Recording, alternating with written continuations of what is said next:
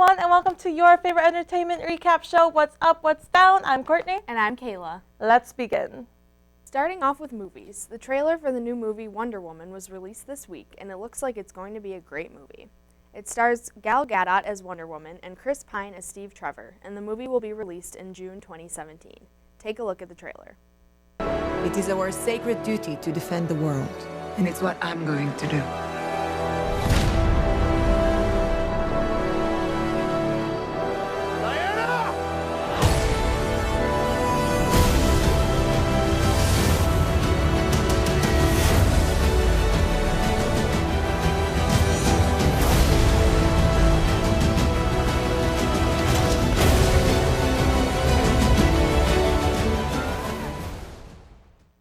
The Beauty and the Beast live-action film starring Emma Watson is getting closer and closer to the premiere date. The movie is set to come out on March 17, 2017, and to add on to the excitement, Disney just released stills that show the first look at the film.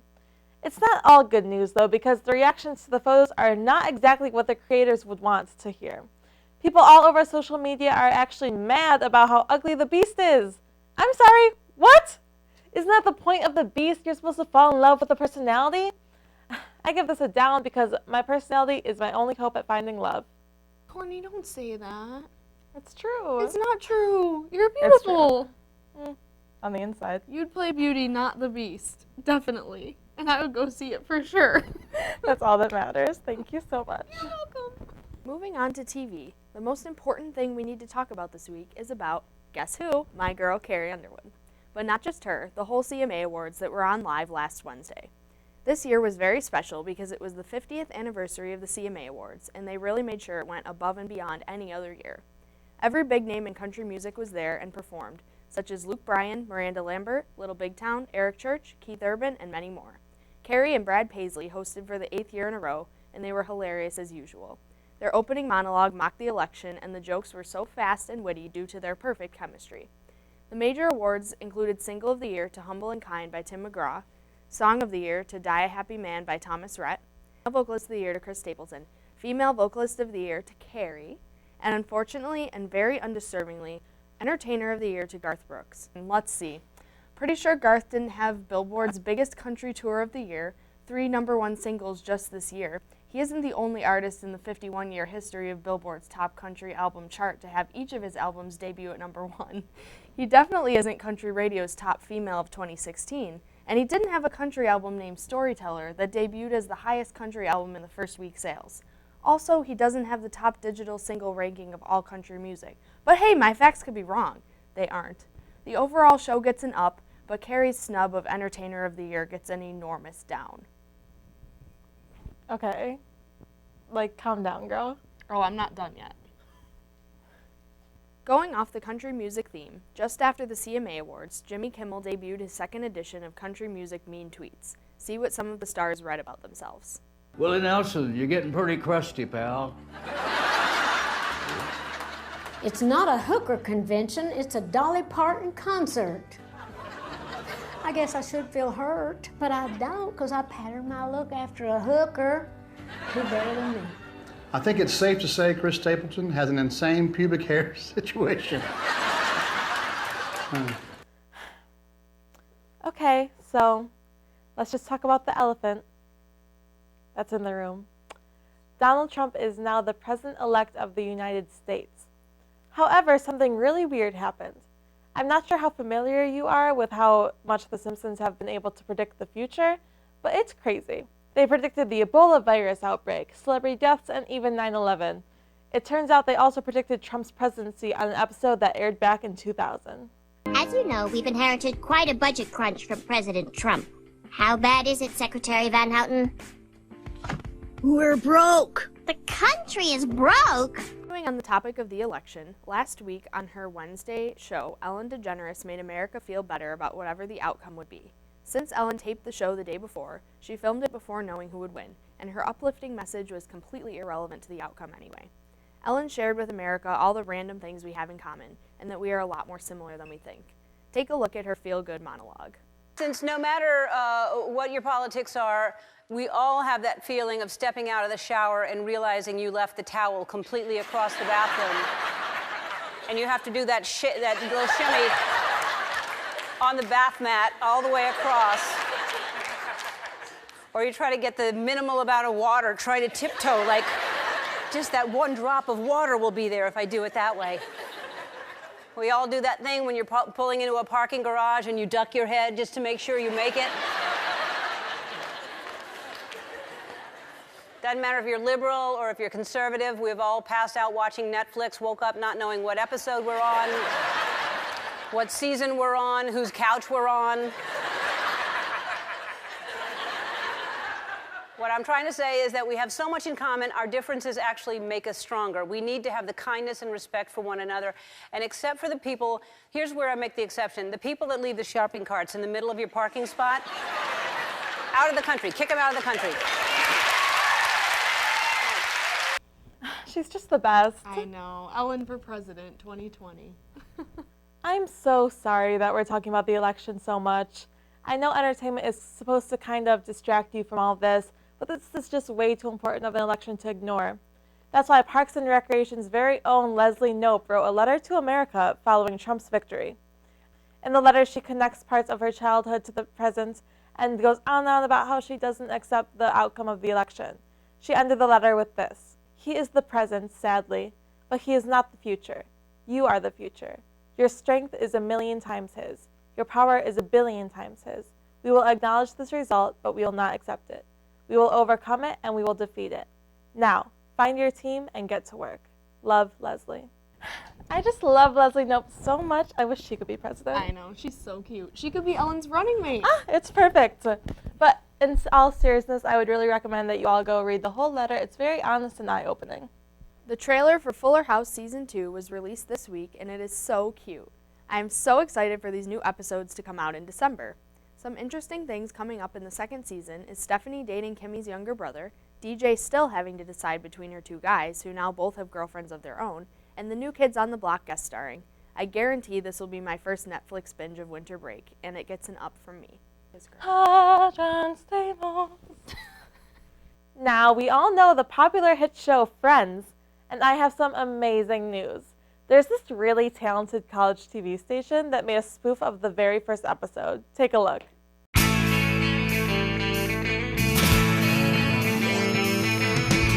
No one told you life was gonna be this way. Your job's a joke, you broke, your love life's the old way.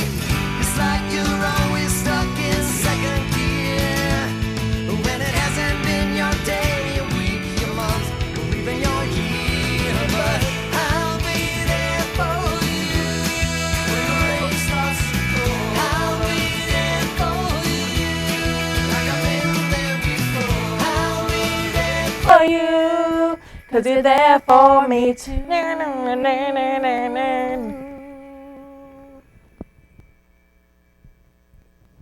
Wow, that looks really funny. Yeah, those people look hilarious. They're so talented. Seriously, for sure. I Yeah. gotta go watch that. Yeah, and you should too.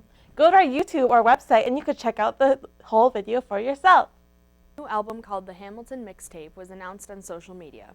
What is this, you may ask? It is a combination of a bunch of different artists, such as Lin-Manuel Miranda, of course, Kelly Clarkson, Wiz Khalifa, The Roots, Usher, Sia, John Legend, Chance the Rapper, and even Jimmy Fallon, singing remixed versions of the song from the musical Hamilton. These songs are incredible as it is, but it will be so cool to hear them changed around by so many different kinds of artists. This album will be released on December 2nd, and it definitely gets an up. Singer and real-life angel Zayn Malik recently released his very first autobiography. Although it wasn't as tell-all as I hoped, he still revealed a lot that people may not have known. Ever since leaving One Direction, Zayn has been pretty open with his anxiety, and in the book he opens about it even more. He also goes into his struggles with an eating disorder. He wrote, "It wasn't as though I had any concerns about my weight or anything like that. I just go for days, sometimes 2 or 3 days straight, without eating anything at all. It got quite serious, although at the time I didn't recognize it for what it was. I think it was about control. I didn't feel like I had control over anything else in my life, but food was something I could control, so I did." I gave this an up because I love how honest he was throughout the whole book. Zayn wrote a book? Why?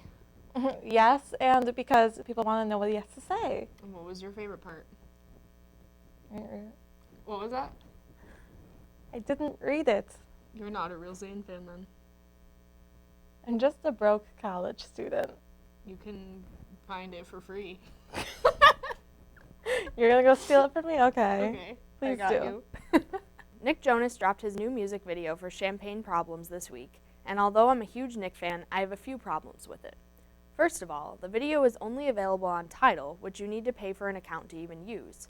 Without an account, I was only able to view 50 seconds of the video, and I will say it was just, The video just shows Nick sitting on the floor of a club while people dance around him. It's been done a million times before. I love this song, so the outcome of the video was a little disappointing to me, and there's no chance I'm paying just to watch it. Get it together, Nick. I'm giving this a down. As a former flame of Nick Jonas, I have to say I'm pretty upset about this. Yeah, I'm a former flame of his as well. We are very disappointed in you. Adele participated in the Mannequin Challenge, and it gives an old Western feel. If you're not familiar with the Mannequin Challenge, basically you get a bunch of friends, so already this is not something I can participate in, and you just basically have everyone stand completely still, and usually the video has a story to it. The reason I brought this up was not for Adele's, that was just a segue, but because of this really powerful one that I saw.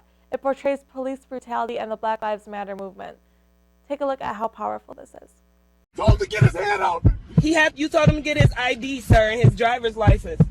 Oh my God, please don't tell me he's dead. Don't touch me. Get out of the car. Don't touch me. I'm not under arrest. You don't have the right to take You are under arrest. I swear to God. Hey, Bob. Did you see what he was wearing? Yeah, a dark hoodie, like a gray hoodie, and... We want justice by any means necessary. We want equality by any means necessary. We don't think that we should have to sit around and wait for some segregationist congressmen and senators and a president from Texas in Washington, D.C. to make up their mind that our people are due now some degree of civil rights. No, we want it now.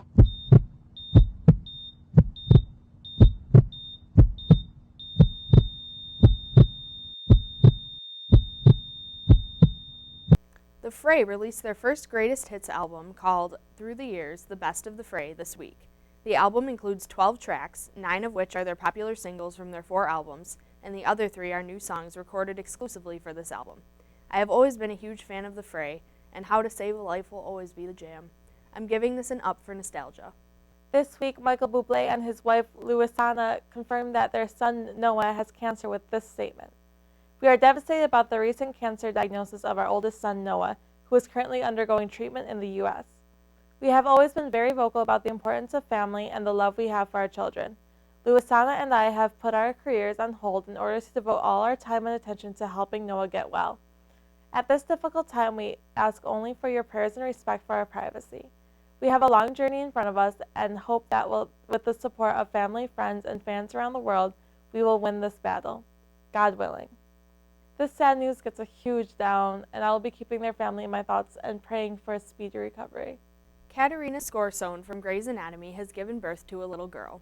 Katerina posted her first photo of her daughter with an I voted sticker on Instagram and captioned it, "I'm with her," introducing Paloma Michaela Giles. The future is female. Katerina is adorable, and I'm so happy for her. This news gets an up. Speaking of giving birth, Blac Chyna and Rob Kardashian just had their first child together. I say together because, well, let me fill you in on the drama. Blac Chyna already has a kid with Tyga, and now Tyga is dating Rob's sister Kylie. So, yeah. Anyways, Chyna and Rob had a girl and named her Dream Kardashian. People seem to be hating on it, but I don't know. I think it's really cute. I'm giving it an up.